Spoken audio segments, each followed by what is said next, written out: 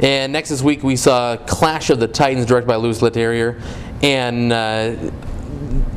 it's a fairly well-worn story. The Greek gods were always around. They invented man to get their praises, and then man turns against them. So Zeus, played by Liam Neeson, decides to send his brother Hades down to Earth to release the Kraken, as we've all seen in the trailer so many times. Of course, the one chink in the armor of his plot is the demigod Perseus, played by Sam Worthington, who is actually the son of Zeus, who comes down and, under some fairly significant false pretenses, has sex with the... it's date rape at best. Yeah, at best.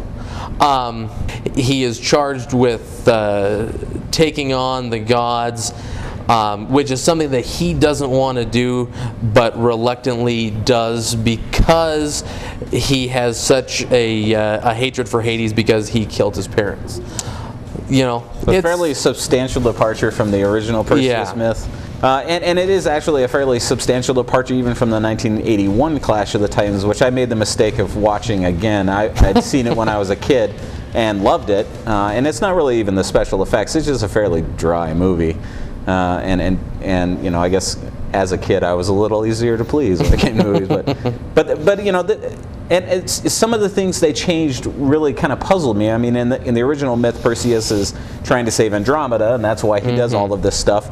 And so his motivation in this film, which he's not particularly interested in Andromeda. No. So his motivation, just to you know, that he's got daddy issues, I guess. It's not really a heroic epic sort of heroic motive. No, I mean it's really a revenge type of movie, because I mean you know, his only reason for doing it is to kill Hades, because Hades is the one who killed his parents. But you can't. And then he comes to find out you can't kill Hades because he's a god. But you know, so he's gonna give it the old college try. Though. Yeah, his motives are, I think, are a little lost in this. And you know, like I said, some of those changes were kind of a puzzle. Really, I think the star of the movie is the special effects, and clearly they spent most of their time there. That scene where they do release the Kraken was pretty spectacular. Yeah. So, I mean, I guess it succeeds in that respect.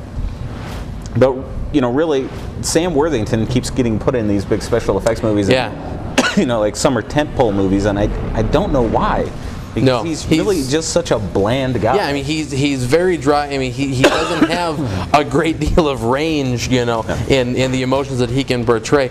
You know, and the other thing that I thought was surprising, the way they portrayed Perseus, is, I mean, he comes across as very whiny in this. Yeah. You know, I mean, you know, it's, you know, not really the stuff of, you know, a heroic story. Yeah, I mean, you know, most of the time he's stomping his feet and I don't want to be a demigod type of thing, you know. I'm not going to use that fancy sword my father sent. Yeah, you know, it's that kind of thing, and I think that kind of brought it down a little bit. But I mean, as you know, the big budget action movie, I mean, I think it was worthwhile for that. Yeah, I mean, it fills its runtime with, you know, a reasonable amount of entertainment. I mean, this kind of story, I don't know. You know, the Perseus story has been around for a long time. This one I don't think will be, but you know, for that 2 hours of time that it takes to watch it, it's entertaining enough. So I'll say see it. I'll agree. Even though it's not a great movie. But we'll be right back.